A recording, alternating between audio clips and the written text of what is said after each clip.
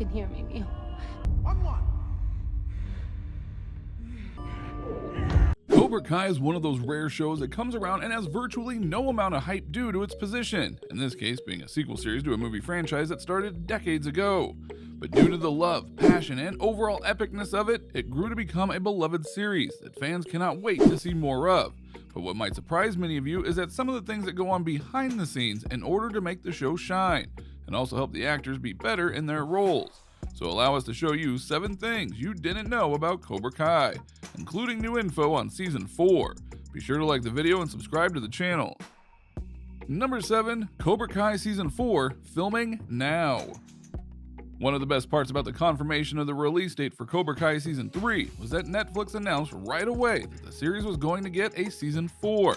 This was important for many because the first 2 seasons, and originally the first 3, were going to air on YouTube Red. But when that service folded, it sold the show to Netflix, and many wondered if it would do well there.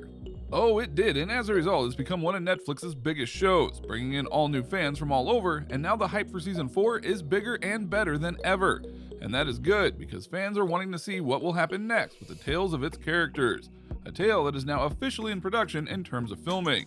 And on that front, do you want to know some of the teases for Season 4? Number 6, let's begin. Netflix is never shy about teasing things when they actually have something to tease.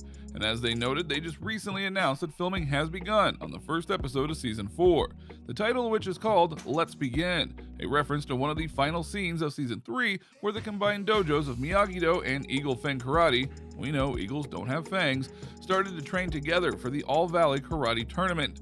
No doubt the first episode is going to try and set the tone for that season by going and bringing everyone together to at least try and work together so that they can get rid of Kreese's version of Cobra Kai for good.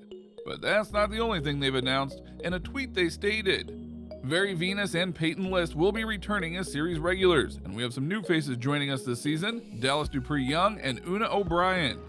If you don't know those first 2 names, those are the ladies behind the characters of Carmen and Tori, both of whom play big roles, especially in the last 2 seasons. Carmen is hooking up with Johnny, and Tori is more ingrained in Cobra Kai than ever before, leading many to wonder what will happen to these 2 when Season 4 arrives.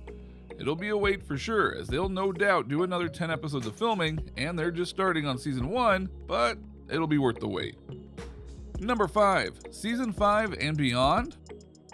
Given how Season 3 ended, many felt that Season 4 might be the end of the series, which would be fair given that it's had a great run, and shows like this should never overstay their welcome, because then it just hurts the series in the end. However, the showrunners of Cobra Kai have already confirmed that they have plans for Season 5 and beyond, which is huge for various reasons. But that also means that Season 4 will be littered with Easter eggs and surprises and teases for what might come in Season 5. Does this mean that Cobra Kai's fate isn't sealed like many think? And if Cobra Kai does bite the dust, who will rise up to be the next focus of Season 5 and beyond? So many questions and a long wait until we get the answers. But the wait will be worth it so long as the quality of the show continues, and given the team behind it, well, we feel it's a pretty safe bet. Number 4, Miguel's training. Johnny's first student at Cobra Kai and the focal point of many storylines is Miguel Diaz, including Johnny fueling his desire to do good through Miguel to ensure that he ends up on a good path. While Miguel started out as a bit weak physically, Johnny whips him into shape into the show to make him a karate champion. But if you think that Zolo had it easy in regards to becoming one of the new Karate Kids, you would be very wrong. He told Glitter Mag Rocks, "My training was a daily 2 to 4 hour regimen of working with professional stunts, martial artists, boxing, strength, and yoga instructor teams to get me in amazing shape." He went on to say, "It is the hardest thing I have ever had to do. It wasn't just about learning martial arts. It was about the entire task of learning martial arts and then using it in a way that can be choreographed and filmed." His fights have been some of the highlights of the show's 3 seasons, and we look forward to seeing him kick more butt in Season 4 when it arrives. Number 3, the credits. There is a lot that goes into the making of a series like Cobra Kai, but easily the thing that most people forget to look at is the credits. You might have noticed that both William Zabka and Ralph Macchio are credited as executive producers, which is well deserved as they are the leading men of the original movie and this franchise. But if you looked even closer at the credits, there's going to be a name shown that might surprise you. You see, there's a producer credit for A-list movie star Will Smith and his brother-in-law Caleb Pinkett in Cobra Kai. That is because Overbrook Entertainment, the production company headed up by Will and his wife Jada Pinkett Smith, controlled a portion of the rights to The Karate Kid, ever since their son starred in the 2010 remake opposite Jackie Chan. Overbrook loved the Cobra Kai pitch, as did the executives at Sony, whose Columbia Pictures was the studio behind all 5 of the Karate Kid movies. So not only is the series approved by those of the original cast, they got Will Smith to approve it. Yeah, his son's movie may not have been the best around, but Will was still more than happy to help this franchise continue in his own way. And that is why he's a prince.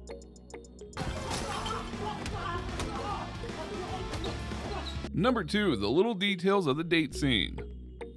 Anyone who watches Cobra Kai is going to notice really quickly that there are tons of Easter eggs throughout the show, and some of them are very overt, like with Season 3's journey to Japan.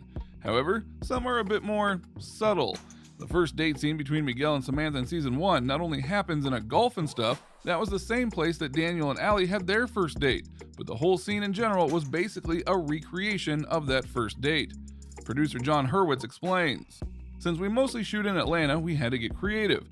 To start, we used visual effects to comp the spinning golf and stuff sign from the original film into our exterior footage from our Fun Zone location in Atlanta.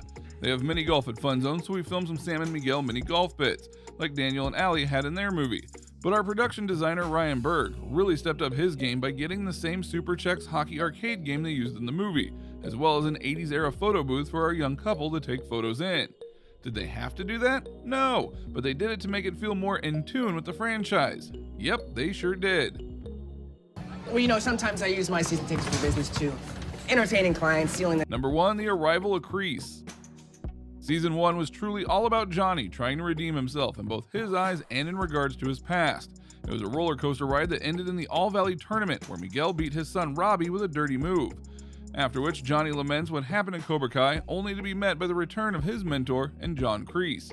Now, you would think that this would be something that eventually came to the idea, but instead they knew from the beginning that this was what they wanted. We always knew the season was going to end where it does, and we've always had an idea of where it's going after that. We weren't just jumping off into the great unknown. That right there shows you a lot about Cobra Kai as a whole, because they weren't hoping to just get by with 1 or 2 seasons.